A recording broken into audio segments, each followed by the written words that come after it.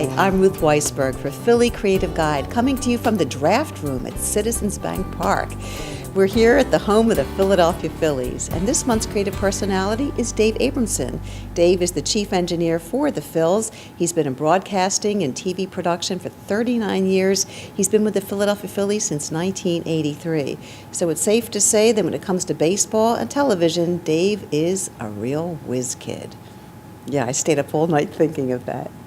Dave, there's actually two games going on right now at the park, the one being played on the field and actually the one happening in the Phillies scoreboard control room. It's quite an operation. It's substantially bigger than it was at the old vet when we moved over here.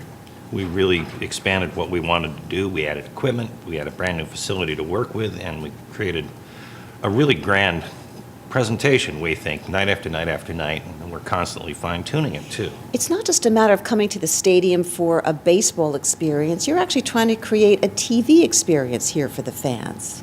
Well, we try and treat it, actually, like our own small broadcast. All our crew mostly works in broadcast as freelancers in one way, shape, or form. There's a handful of us that work full-time for the Phillies, but we pattern ourselves.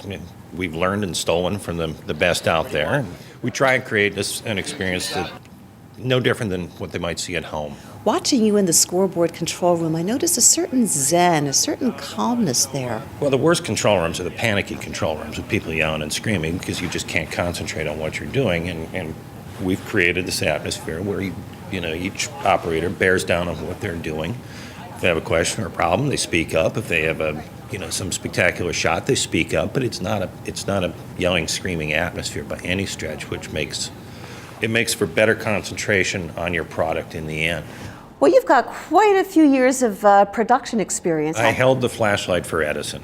Okay. So how did you make the leap from that side of things to engineering? When I started in television, it was an engineer's medium, really. I was in production. I was pushing a black and white camera around. But all along, I had an electronics background in high school and so on. And the engineers at the station out in Illinois were wonderful to me. They showed me how this stuff worked. And I just slowly picked it up and kept it in the back of my head.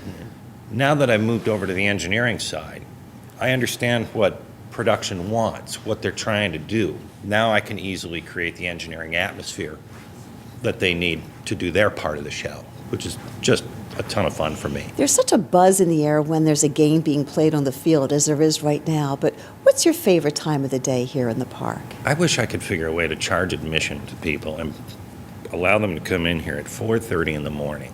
And especially in the middle of the summer when the sun's just starting to come up, it is a gorgeous time of day down here. The field is all covered in dew. There's work lights on so you can see what's going on, and the sky's just starting to change color, and it's a dead calm, and it's gorgeous. Okay, Dave, play ball with this one. People would be surprised to know what about you? People that don't know me would be surprised that in the middle of all this digital technology, I'm probably one of the great collectors of antique television sets. You call them your mahogany monster. My mahogany monsters are true. It's a lot of fun for me to just tinker around with those wonderful old things because digital's a great thing, but there's nothing fun about digital. It's okay, a bunch of ones and zeros that work or don't work. But there's something about an old television. Nothing better than the glow of a warm tube. You have a great gig.